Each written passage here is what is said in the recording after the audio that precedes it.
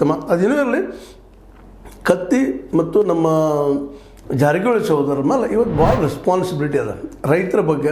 ಯಾಕಂದರೆ ಇವತ್ತು ಸಾಕಷ್ಟು ಬೆಳೆದು ನಿಂತಿದ್ದಾರೆ ಎರಡೂ ಕಡೆಯವರು. ಅವರು ಆರ್ಥಿಕವಾಗಿ ಭದ್ರಾಗಿದ್ದಾರೆ, ಅವ್ರ ಬದುಕುಗಳು ಭದ್ರಾಗಿದ್ದಾವೆ. ಅದೇ ಕಾಲಕ್ಕೆ ಸಾಕಷ್ಟಾಗಿ ಇವ್ರ ಬಗ್ಗೆ ಸಾಕಷ್ಟು ಆರೋಪಗಳಿದ್ದಾವೆ ಇಬ್ಬರ ಬಗ್ಗೆ. ಕೆಲವೊಂದಿಷ್ಟು ಮೀಡಿಯಾದಲ್ಲಿ ನಾವು ನೋಡ್ತಾ ಇರ್ತೀವಿ, ಆಸ್ತಿ ಯಾವ ರೀತಿ ಗಳಿಸಿದ್ರೆ ಏನು ಎಂತು ಏನೋ ಅವ್ರ ವೈಯಕ್ತಿಕ ಬದುಕಿಗಿಂತ ಏನು ಪ್ರಾಬ್ಲಮ್ ಇಲ್ಲ.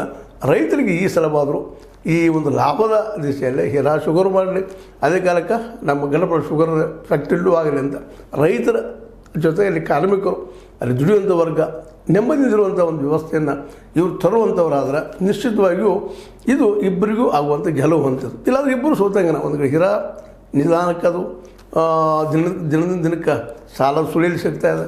ಈಗಾಗಲೇ ಗೋಕಾಕ್ ಶುಗರ್ ಫ್ಯಾಕ್ಟ್ರಿ ಅಂತೆ, ಅದು ಇಟ್ ಮೀನ್ಸ್ ನಮ್ಮ ಗಣಪನ ಶುಗರ್ ಫ್ಯಾಕ್ಟ್ರಿ ಅಂತೆ, ಅದು ಇನ್ನೊಬ್ಬರ ಕೈಯಲ್ಲಿ ಯಾರ್ಯಾರು ನಡೆಸ್ತಾ ಇದ್ದಾರೆ ಅದನ್ನು.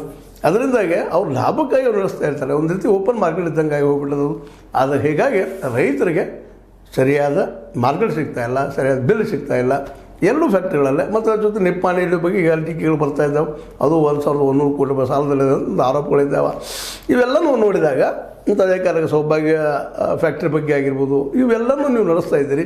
ದಯವಿಟ್ಟು ಇದರ ಲಾಭ ನಡೆಸುವಂಥದ್ದು, ರೈತರಿಗೆ ಬದುಕೋದಕ್ಕೆ ಅನುಕೂಲ ಆಗುವಂಥದ್ದು, ಅವರಿಗೆ ಸಾಲ ಆಗದಂಥ ಬದುಕು ನಿರ್ವಹಣೆ ಆಗುವಂಥದ್ದು ಮಾಡುವ ಕೆಲಸ ನಿಮ್ಮ ಸಹಕಾರ ಸಂಘಗಳಲ್ಲಿ ಅದ, ಆ ಫ್ಯಾಕ್ಟ್ರಿಗಳಲ್ಲೂ ಅದ ರೀ.